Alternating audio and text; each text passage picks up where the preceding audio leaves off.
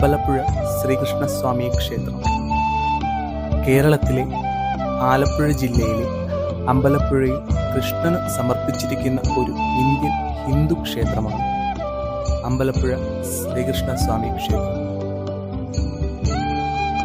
15-ാം നൂറ്റാണ്ടിന്റെ പ്രാദേശിക ഭരണാധികാരി ചെമ്പകശ്ശേരി പൂരാടം തിരുനാൾ ദേവനാരായണ തമ്പുരാനാണ് ഈ ക്ഷേത്രം നിർമ്മിച്ചതെന്ന് വിശ്വസിക്കപ്പെടുന്നു. തിരുവിതാംകൂറിലെ ഏറ്റവും വലിയ 7 ക്ഷേത്രങ്ങളിലൊന്നാണ് അമ്പലപ്പുഴ ശ്രീകൃഷ്ണസ്വാമി ക്ഷേത്രം. വൈഷ്ണവ പാരമ്പര്യത്തിന്റെ 108 അഭിമാന ക്ഷേത്രങ്ങളിലൊന്നായി ഇത് കണക്കാക്കപ്പെടുന്നു.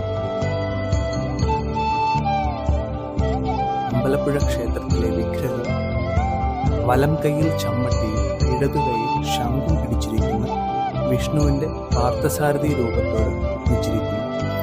1789 ടിപ്പു സുൽത്താന്റെ പടയോട്ടത്തിൽ ഗുരുവായൂർ ക്ഷേത്രത്തിൽ നിന്നുള്ള ശ്രീകൃഷ്ണ വിഗ്രഹം അമ്പലപ്പുഴ ക്ഷേത്രത്തിൽ 3 വർഷത്തോളം സുരക്ഷിതമായി സൂക്ഷിക്കാൻ കൊണ്ടുവന്നു. അരിയും പാലും ചേർത്തുണ്ടാക്കുന്ന പായസം ക്ഷേത്രത്തിൽ വിളമ്പുന്നു. നിവേദ്യം സ്വീകരിക്കാൻ ഗുരുവായൂരപ്പൻ ദിവസവും ക്ഷേത്രത്തിലെത്തുന്നു എന്നതാണ് ഇവിടുത്തെ വിശ്വാസം.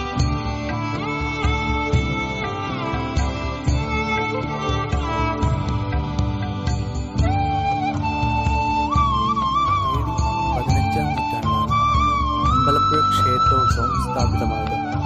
അക്കാലത്ത് ആലപ്പുഴ ജില്ലയുടെ മധ്യഭാഗങ്ങൾ ചെമ്പകശ്ശേരി ദേവനാരായണ വംശത്തിന്റെ ഭരണത്തിലായിരുന്നു. ഈ രാജവംശത്തിന്റെ ഭരണാധികാരികൾ വളരെ മതവിശ്വാസികളായിരുന്നു.